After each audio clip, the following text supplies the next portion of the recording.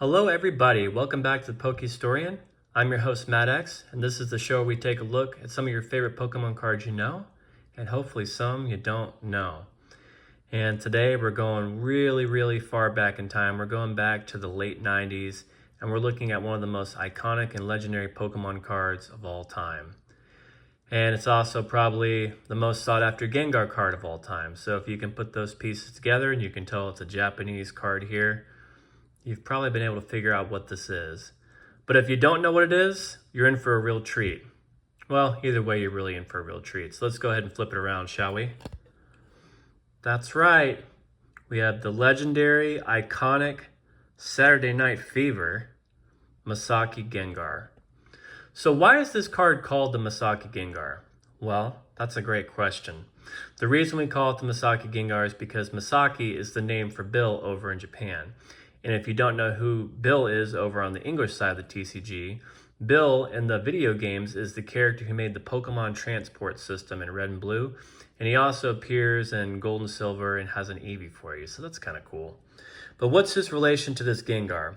Well, we're going to get into that in a minute. But first we need to talk about exactly when this card came out. So this is technically a part of the Pokemon vending series. You can see here the symbol for the Pokeball, which is the symbol for the vending series. It's part, I would say, of Vending Series 3, which was the third and last set of Vending Series Pokemon cards. And that set came out on November 24th, 1998. But unlike a lot of the other Vending Series Pokemon cards, you couldn't get them out of the vending machines and peel them off the sheets. No, this card and 4 others were very special. You actually had to mail away for them. And there was 5 of these cards. There was this Gengar, there was the Alakazam, there was the Machamp, there was an Omastar, and there was a Golem. And they had a really cool idea for getting these particular holographic cards. What you had to do, for example, like with this Gengar here, you had to take a Haunter from the Vending Series set of cards, and you had to take a copy of the card known as Bill's PC, and you had to ship them away in the mail. And then when a card came back, you wouldn't get your Haunter back. No, just like in the Pokemon games, when you did your trade evolution, the card you would get back was actually this Gengar card here. And that worked for the other Masaki cards too that I just mentioned. So very unique concept. You don't see anything like that anymore. In fact, I don't really think there's any Pokemon cards you mail away for anymore, right? I mean, that's so like 90s/early 2000s. So pretty cool. And as I understand it, there was about 36,000 applications made for this Gengar over in Japan, like when this whole campaign was going on. So with that, you can estimate how many copies of this card are probably out there. Of course, I'm sure a lot of those have gotten destroyed or gotten lost and stuff too. But either way, a very kind of rare and exclusive way to get a Pokemon card. It definitely adds to the history and the mystique of this card. So let's go ahead and take a look at the artwork here. We got Gengar doing his best Saturday Night Fever. John Travolta out on the dance floor. Look at that disco floor. I want to get out there and groove. And it looks like Gengar is like almost like taunting us to get on the dance floor. It's like, all right, Gengar, like I'll show you my moves, man. You want to go? Let's go out there. We'll have a freaking dance battle, buddy. And then over here on the right, of course, like I said, you have the Pokeball symbol for the vending series. And then we have a Pokemon Power and a Pokemon Attack, of course, which we can't read since they're in Japan. So I actually looked them up and I thought I'd read them for you.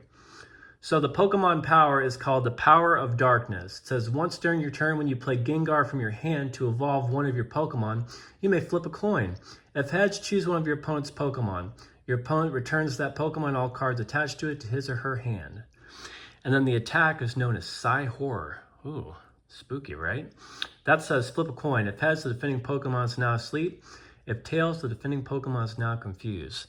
So either way, your opponent's getting a stat condition there. So that's pretty neat. And down here, we can see that Yoshida did this artwork. And of course, that's the artist who's most famous, I would say, for doing the Neo Genesis Lugia. Certainly has done a lot of really fantastic cards over the year.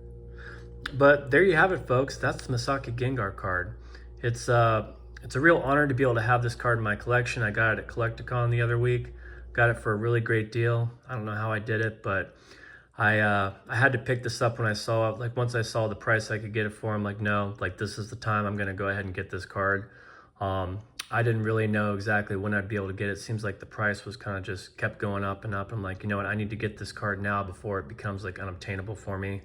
Maybe a little bit of FOMO there, I don't know, but you know, I'm a collector first, and like this type of card will stay in my collection forever because it's such a cool piece of Pokemon history. Anyways, that's all I got for you folks. Thanks for watching. If you like this video, leave me a like. If you want to see more shows like this, subscribe to my channel. And I'll see you in the next video. Take care.